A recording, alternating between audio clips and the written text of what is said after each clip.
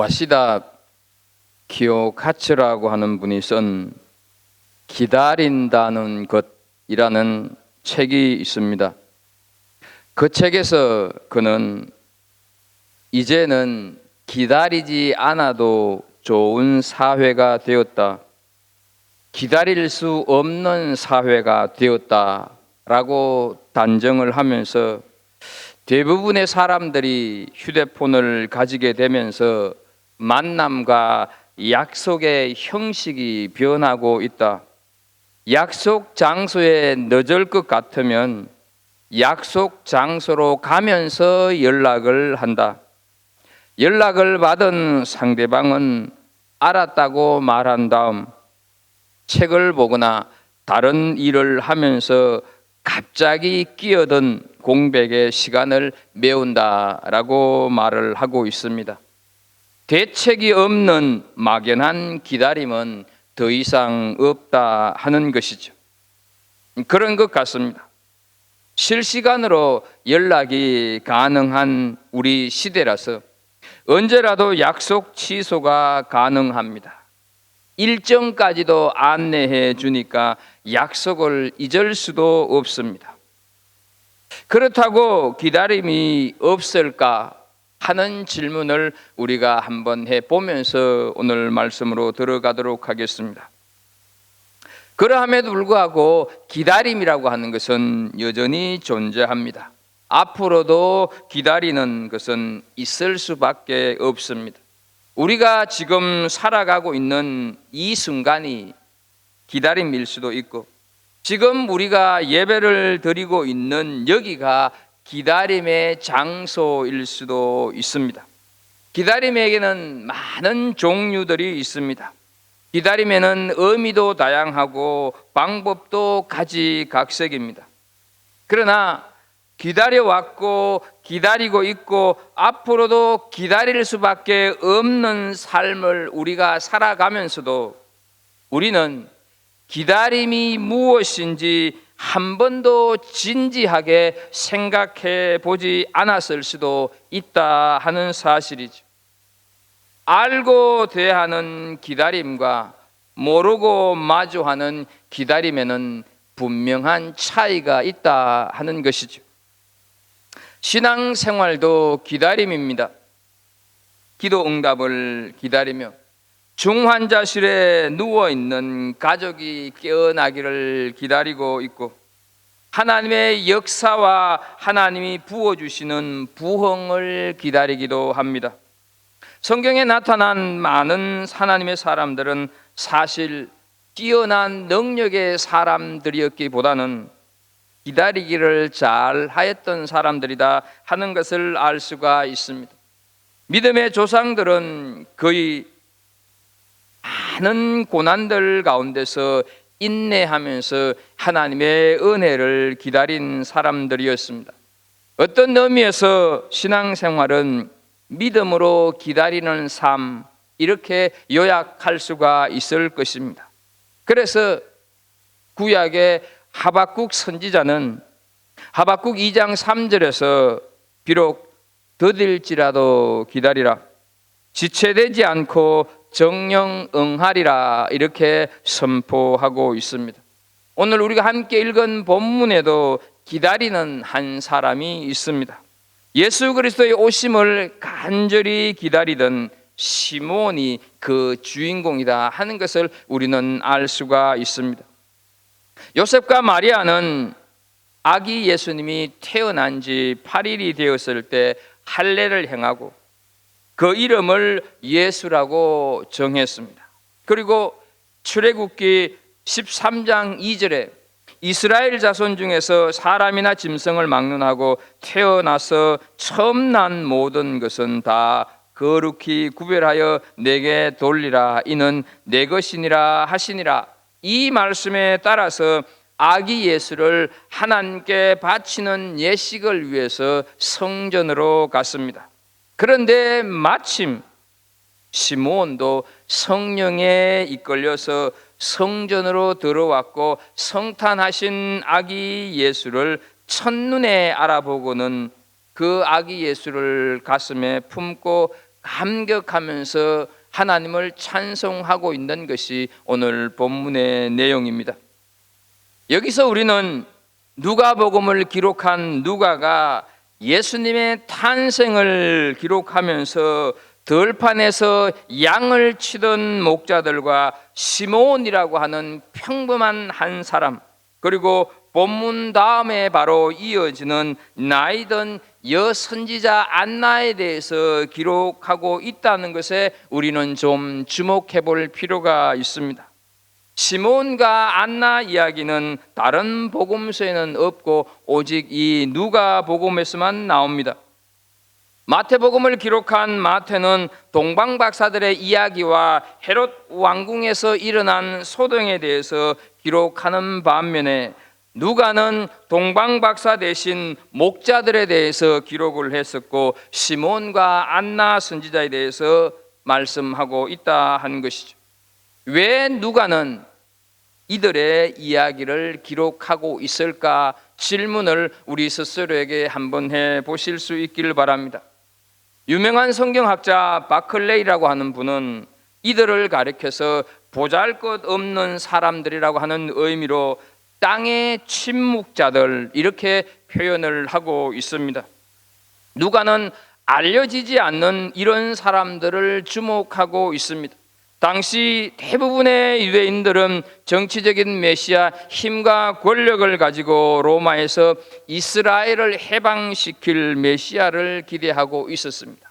그러나 누가복음 1장 3절에 그 모든 일을 근원부터 자세히 미루어 살펴본 누가는 유대인들의 그러한 기대가 잘못되었다고 하는 것을 알았습니다.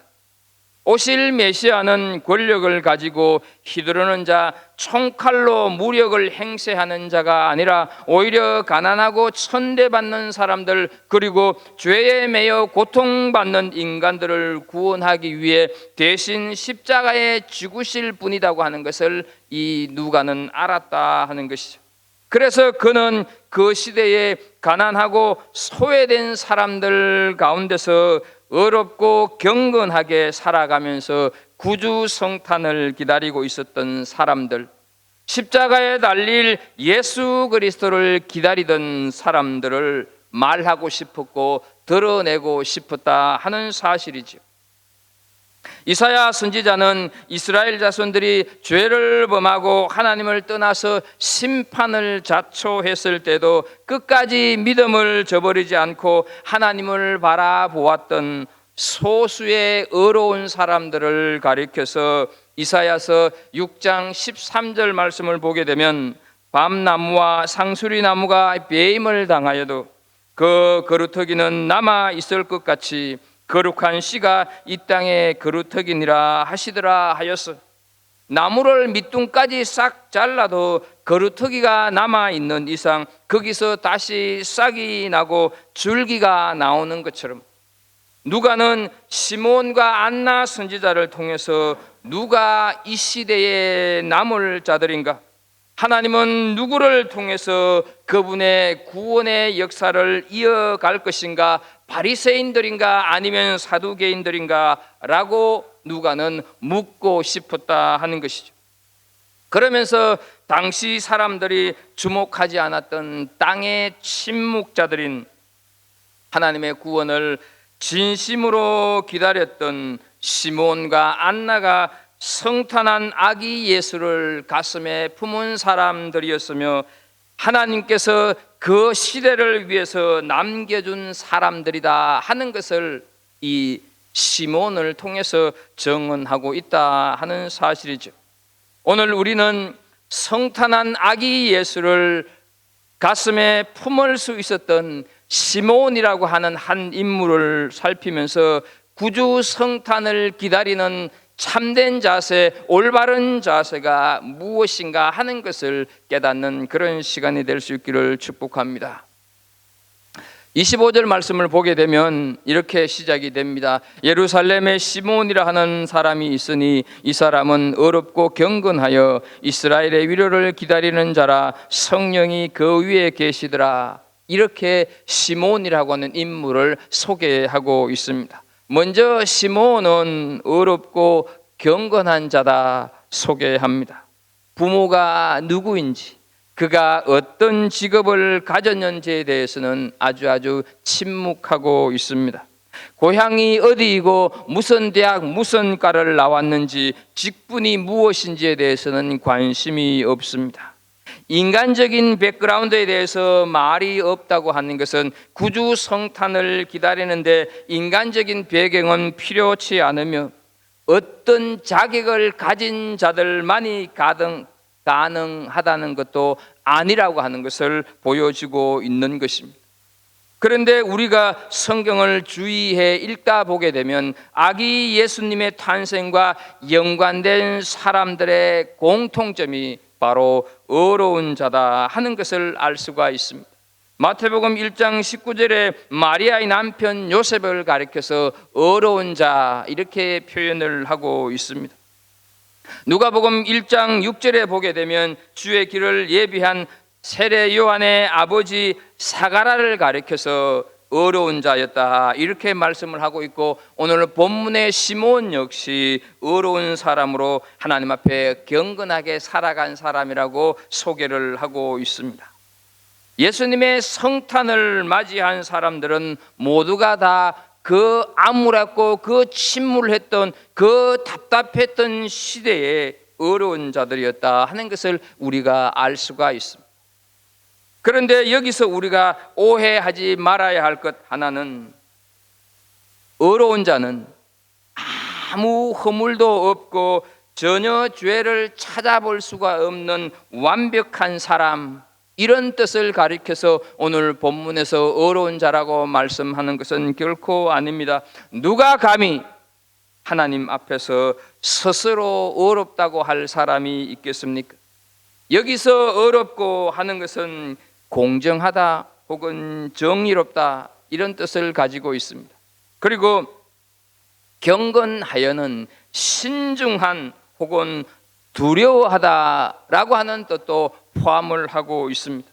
말하자면 시몬은 하나님의 의를 갈망하면서 하나님을 두려워하는 마음으로 말씀을 따르는 자였다 하는 것을 우리가 알게 된다 하는 것이죠.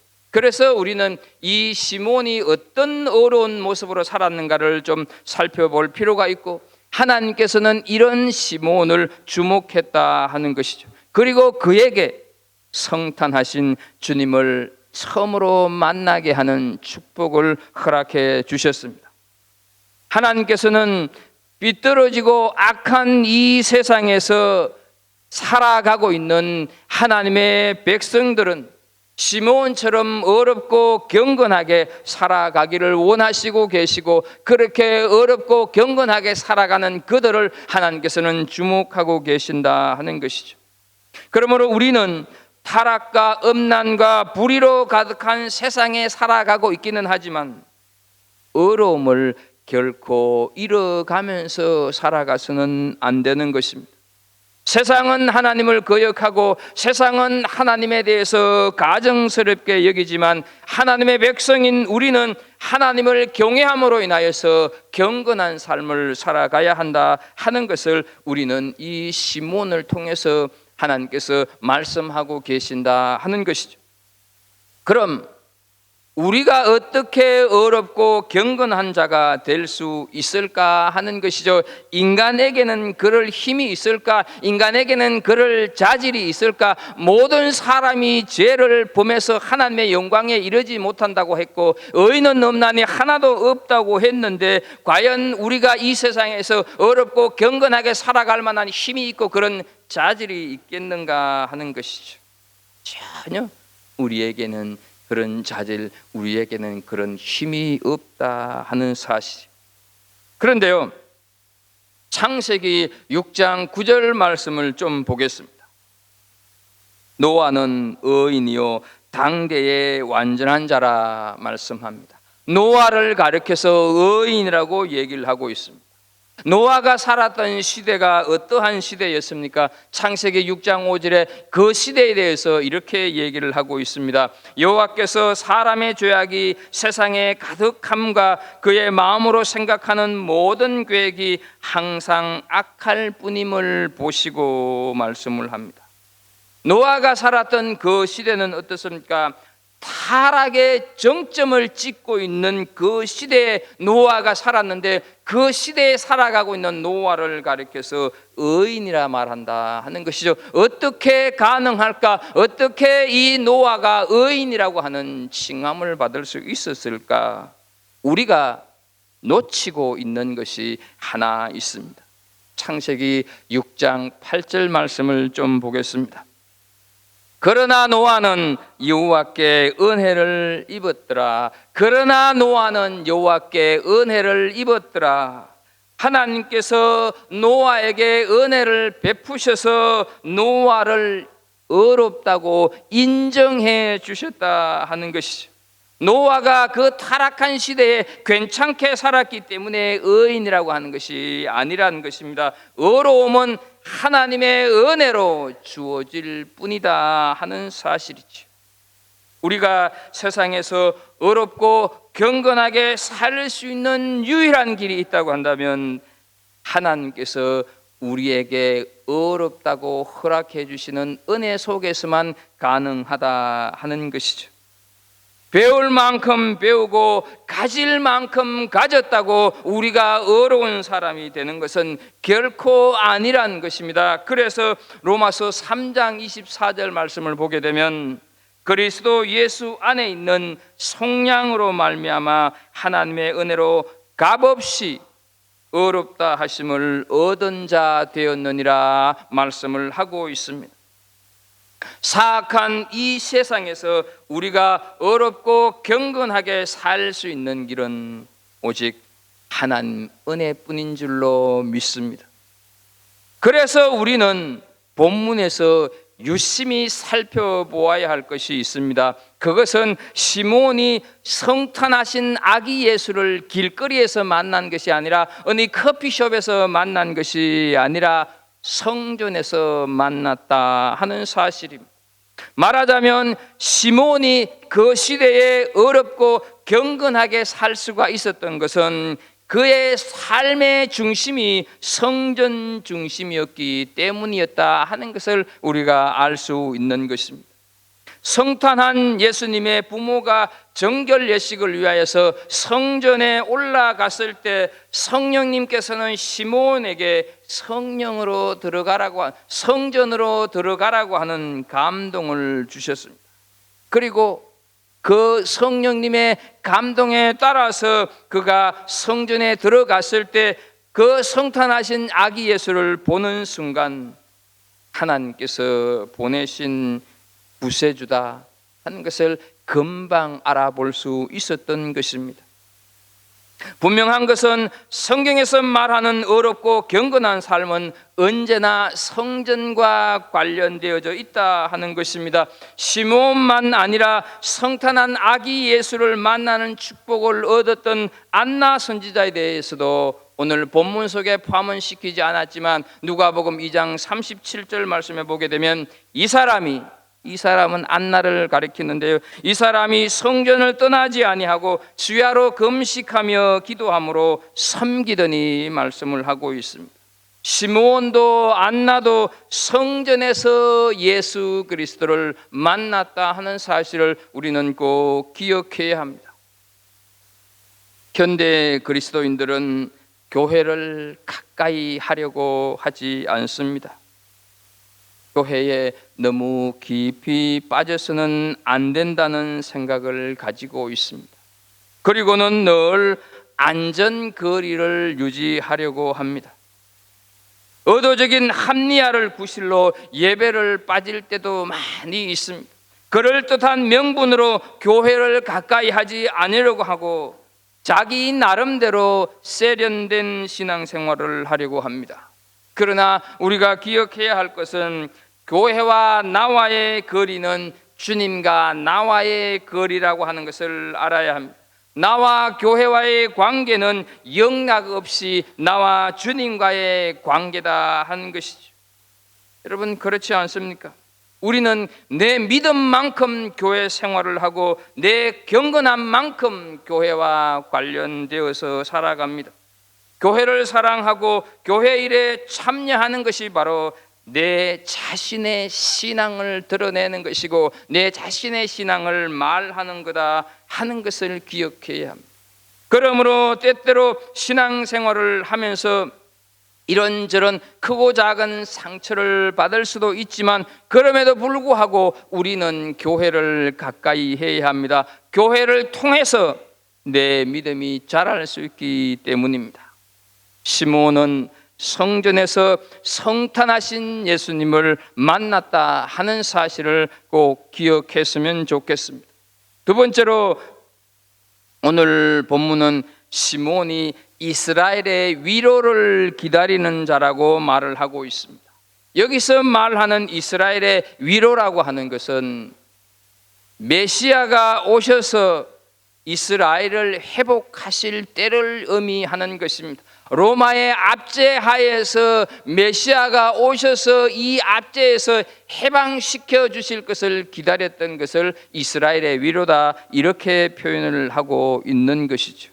당시에 모든 유대인들은 이스라엘의 위로를 기다렸습니다. 종교 지도자들만이 아니라 이스라엘 백성이면 너나 할 것 없이 누구나 하나님께서 보내실 메시아를 기다렸다 하는 것이죠. 그런데 정작 하나님의 아들 메시아가 이 땅에 왔을 때는 그를 알아보고 가슴에 품고 기뻐한 사람은 들에서 양을 치던 목자들과 시몬과 안나뿐이었다고 하는 사실에 우리는 놀라움을 금할 수가 없다 하는 것이죠. 모두가 다 기다렸는데 누구 한 사람 빠짐없이 자신들의 그 정치적인 속박에서 해방시켜줄 구세주 메시아를 기다렸는데 왜 시몬과 안나와 왜 목자들만 성탄하신 아기 예수를 알아볼 수 있었을까 하는 것이죠. 그것은 모두가 다 메시아가 올 것을 알고는 있었으나 그랬던 메시아, 털린 메시아를 소망했기 때문입니다. 그들은 구유에서 태어난 아기 예수를, 그렇게 맥없이 태어나는 그 지저분한 곳에서 태어나는 그 아기 예수를 원하지 않았습니다. 그들은 십자가에 못 박히실 그리스도를 기다리지 않았다 하는 것이죠. 궁궐에서 태어나서 권력을 가지고 로마 제국을 무너뜨릴 정치적인 메시아를 그들은 원했습니다. 잘못된 메시아관을 가지고 있었던 것입니다. 그런데요, 여러분, 이런 사고방식, 이런 생각은 지금도 마찬가지다 하는 것이죠. 얼마나 많은 사람들이 그릇된 메시아를 기다리고 있는지 모릅니다. 자신의 목적을 성취시켜 주실 메시아, 자기 만족과 유익을 가져다 줄 메시아, 자기 욕심을 투영시킬 수 있는 메시아, 자신의 이기심을 신앙이라고 하는 이름으로 표출시킬 수 있는 그런 메시아를 기다리고 있다 하는 것이죠. 그러나 우리에게 진정으로 필요한 메시아는 죄와 죽음에서 영원한 지옥의 심판에서 건져내시는 진정한 구원자, 십자가에 달리신 예수 그리스도를 우리가 소망하고 바라보아야 한다 하는 것이죠. 누가 우리를 죄와 죽음에서 구원할 진정한 메시아가 되겠습니까? 오직 마국간 구유에 오신 예수 그리스도밖에 없는 줄로 믿습니다. 그래서 사도행전 4장 12절 말씀에 보게 되면 다른 이로서는 구원을 받을 수 없나니 천하 사람 중에 구원받을 만한 다른 이름을 우리에게 주신 일이 없음이라 하였더라 말씀을 하고 있습니다. 이 그리스도만이 내 인생의 위로자가 될 수 있는 줄로 믿습니다. 이 아기 예수 그리스도만이 내 삶의 위로자가 될 수 있는 줄로 믿습니다. 시몬은 말라기 선지자 이후 약 400년 동안 하나님의 사람이 나타나지 않는 암흑과 침묵의 시대 속에서도 경건하고 어렵게 살아가면서 인내로 기다리다가 드디어 성탄하신 아기 예수를 가슴에 품을 수 있게 되었다 하는 사실이죠. 오실 것은 확실했습니다. 오신다고 하는 것은 분명코 믿었습니다. 그러나 그 오심이 언제일지 시몬도 몰랐습니다. 그렇기 때문에 시몬이 기다렸던 그 기다림은 종말의 시대를 살아가는 우리들에게 그리스도의 재림을 기다리는 삶이 어떠해야 하는가를 잘 보여주는 본보기가 된다 하는 것이죠. 우리는 시몬처럼 다시 오실 예수 그리스도를 기다려야 합니다. 주님이 언제 재림하실지는 우리는 알 수는 없지만 등과 기름을 함께 들고 신랑을 기다렸던 5명의 처녀처럼 우리에게 구원을 주신, 우리의 심령을 회복시켜 주신 구원자이신 위로자이신 예수 그리스도를 기다려야 할 줄로 믿습니다. 세 번째로 시몬은 성령이 그 위에 있는 사람이었다고 소개하고 있습니다. 26절과 27절을 보면 그가 주의 그리스도를 보기 전에는 죽지 아니하리라 하는 성령의 지시를 받았더니 성령의 감동으로 성전에 들어가매 마침 부모가 율례의 관례대로 행하고자 하여 그 아기 예수를 데리고 오는지라 말씀을 하고 있습니다. 여기 보게 되면 우리의 시선을 주목해 하는 놀라운 두 가지 말씀이 나오고 있는 것을 보게 됩니다. 하나는 성령의 지시를 받았더니, 그리고 또 하나는 성령의 감동으로라는 말씀입니다. 여러분, 이때는 아직 오순절 마가의 다락방에서 성령께서 강림하시기 이전입니다. 무슨 얘기인가 하면 본격적으로 성령의 시대가 열리지 않았을 때다 하는 것이죠. 그런데도 시몬은 성령의 지시를 받았고 성령의 감동도 받았다 하는 것이죠. 얼마나 이것이 놀라운 복인가 은혜인가 하는 것이죠. 성령님께서 시몬에게 말씀을 하셨습니다. 시몬, 너 죽기 전에 반드시 하나님께서 보내주신 구원자 곧 그리스도를 보게 될 것이다 하는 말씀을 성령께서 하신 것이죠. 성령의 약속을 받은 시몬의 가슴에는 오실 메시아를 만날 것에 대한 기대로 가득가득했습니다. 그리고 아침에 눈을 뜰 때마다 이렇게 물었을 것입니다. 하나님, 오늘 오시는 것입니까?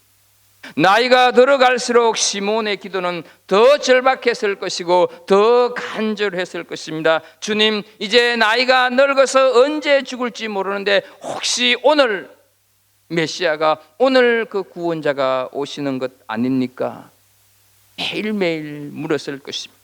그런데 어느 날 성령님께서 말씀하신 것입니다. 시몬, 네가 그렇게 말하고 기대하던 그날 바로 오늘이다. 성전 안으로 들어가라. 거기서 아기로 오신 그리스도를 만나게 될 것이다. 가슴 설레는 마음으로 성전에 들어간 시몬은 아기 예수를 보는 순간 한눈에 저 아이가, 저분이 바로 하나님이 보내신 메시아 그리스도구나, 예수 그리스도구나 하는 것을 알았습니다. 그러니 이 시몬이 얼마나 기뻤었고 얼마나 감격했겠습니까? 그래서 시몬은 하나님을 찬양하고 있는 내용이 29절에서 32절까지 이어지고 있습니다. 주제여, 이제는 말씀하신 대로 종을 평안히 놓아주시는도다. 내 눈이 주의 구원을 보아사오니 이는 만민 앞에 예비하신 것이요 이방을 비추는 빛이요 주의 백성 이스라엘의 영광이니이다 하니, 이 29절, 30절, 31절, 32절을 다 요약해서 추각해서 말씀을 드린다고 하면, 하나님, 이제 나는 죽어도 여한이 없습니다 하는 찬양을 올려드리고 있다 하는 것이죠. 시력이 좋다고 다 다 보는 것은 결코 아닙니다. 빛이 없으면 눈이 아무리 좋아도 우리는 눈뜬 소경에 불과합니다. 마찬가지로 성령님의 조명, 인도하심이 있어야 우리는 하나님의 역사를 볼 수 있는 줄로 믿습니다. 성령님의 감동이 없었다고 한다면 시몬이 어떻게 갓 태어난 아기가 메시아인 줄 알았겠습니까? 요셉과 마리아가 이 아기가 메시아라고 이렇게 떠들고 다닌 것도 아니지 않습니까? 그 예루살렘 성전이 우리가 드리는 이 예배만큼 이렇게 좁은 작은 성전이었던 것은 결코 아니었습니다. 그럼에도 불구하고 시몬은 성령의 감동으로 아기 예수를 알아볼 수 있었다 하는 것이죠. 그가 평생 어렵고 경건하게 살아가면서 이스라엘의 위로를 기다릴 수 있었던 것은 성령님의 분명한 약속이 있었고 또 그 약속을 신뢰했기 때문에 그토록 오랫동안 기다릴 수 있었다 하는 것이죠. 성령님께서 그에게 주신 약속은 너무나 분명하게 그의 가슴 속에 살아 있었고 그의 가슴 속에 요동치고 있었던 것입니다. 그래서 그의 눈길은 세상을 향할 수가 없었고 그래서 그는 세속적인 욕망에 따라 살아갈 수가 없었다 하는 것이죠. 성령님이 주신 약속을 가슴에 품고 매 순간 메시아의 오심을 기다렸고 그러다가 드디어 그분을 만나게 된 것입니다. 이것이 바로 진정한 그리스도인의 삶인 것입니다. 사랑하는 우리 성도 여러분, 우리에게 하나님께서 주신 약속이 있습니까? 그 약속의 말씀을 붙잡고 오늘도 주님만을 바라보면서 살아가고 계십니까? 주님이 주신 약속의 말씀을 붙잡고 그 말씀을 따라서 오늘도 이민자의 힘든 길을 여전히 걸어가고 있는 것, 그것이 바로 신앙 생활인 줄로 믿습니다. 우리 주님께서는 다시 오신다고 분명코 약속하셨습니다. 주님의 약속은 변하지 않고 영원하신 줄로 믿습니다. 그렇다면 우리는 주님께서 반드시 다시 오실 것을 믿고 이 약속을 굳게 붙잡으면서 살아가는 그리스도인들이 되어야 할 것입니다. 성경은 모든 사람들이 그토록 기다렸던 메시아가 왔다고 증언하고 있습니다. 하나님의 아들 예수 그리스도께서 이 땅에 오시던 날 주의 천사가 들에서 양을 치는 목자들에게 이 기쁜 소식을 알렸었고 홀련히 천군 천사들이 하나님을 함께 찬양하는 놀라운 일들이 벌어졌습니다. 깜짝 놀란 목자들은 베들레헴에서 뛰어나와서 구유에 누인 아기를 보고 황금과 유향과 모략을 드리면서 경배를 했습니다. 어디 그것뿐이었습니까? 하늘에서는 평소에 보지 못하던 큰 별이 나타났고 그 별을 따라서 동방에서 온 박사들이 아기 예수에게 예물을 드리면서 경배를 드렸습니다. 여러분, 얼마나 놀랐으면 그 멀리서 동방 박사들이 찾아왔겠습니까? 그런데요, 참으로 그런데요, 이상한 것은 정작 하나님의 백성들은 너무너무 조용했다 하는 것이죠. 예루살렘도 베들레헴도 너무너무 조용했다 하는 것이죠. 그들은 아무 소리도 듣지 못했었고 하늘에서 벌어진 신비한 징조도 보지를 못했습니다. 기다림이 없는 사람들, 약속이 희미한 사람들의 눈에는 아무것도 보이지 않았다 하는 것이죠. 그렇지 않겠습니까, 여러분? 약속이 없으니까, 하나님의 약속이 희미하니까 기다림도 없고 하나님이 보낸 메시아도 천군 천사들의 찬양의 소리도 듣지도 보지도 못한 것입니다. 사랑하는 성도 여러분, 성탄은 기다리는 자에게만 기쁨이 되는 것입니다. 성탄은 바라는 자에게만 소망이 될 줄로 믿습니다. 어쩌면 이런 일들이 우리 주님이 이 땅에 다시 재림할 때도 동일하게 일어나지 않겠습니까? 지금도 주님 다시 오실 징조와 정황들은 우리 세상에 하루도 빠질 날이 없이 끊임없이 나타나고 있지 않습니까? 어느 날 주님께서 다시 오실 때 우리 중에 어떤 사람들은 시몬처럼 주님을 기쁘게 맞이할 것입니다. 반면에 어떤 사람들은 세속적인 욕망을 따라 살다가 전혀 상상조차 못했던 지옥의 불로 떨어질 수도 있지 않겠습니까? 그러므로 우리는 시몬을 통해서 다시 오실 그리스도를 기다리는 법을 배워야 할 것입니다. 하나님의 약속을 부여잡고 어렵고 경건하게 그리고 성령을 따라가는 주의 성도들이 될 수 있기를 간절히 축복합니다. 장석주 시인이라고 하는 분이 대추 한 알이라고 하는 시를 이렇게 읊고 있습니다. 대추 한 알, 저게 저절로 붉어질 리는 없다. 저 안에 태풍 몇 개, 저 안에 천둥 몇 개, 저 안에 벼락 몇 개, 저게 저 혼자 둥그러질 리는 없다. 저 안에 무서리 내리는 몇 밤, 저 안에 땡볕 두어 달, 저 안에 초승달 몇 날이 들어서서 둥글게 만드는 것일 게다. 이렇게 노래하고 있습니다. 대추 한 날이 굵어지기 위해서는 수많은 기다림의 사연들이 있었다고 하는 것을 우리는 이 시를 통해서 알 수가 있습니다. 수많은 사연과 고통 속에 대추가 굵어지듯이 재림을 기다리는 우리 역시 수많은 인생의 태풍과 수많은 인생의 선둥이 찾아오기는 하겠지만 재림 신앙을 시몬처럼 올곧게 가지고 재림하실 주님을 우리가 매 순간 매 순간 기다리면서 살아가는 은혜가 있기를 예수 그리스도 이름으로 축복합니다. 기도하겠습니다.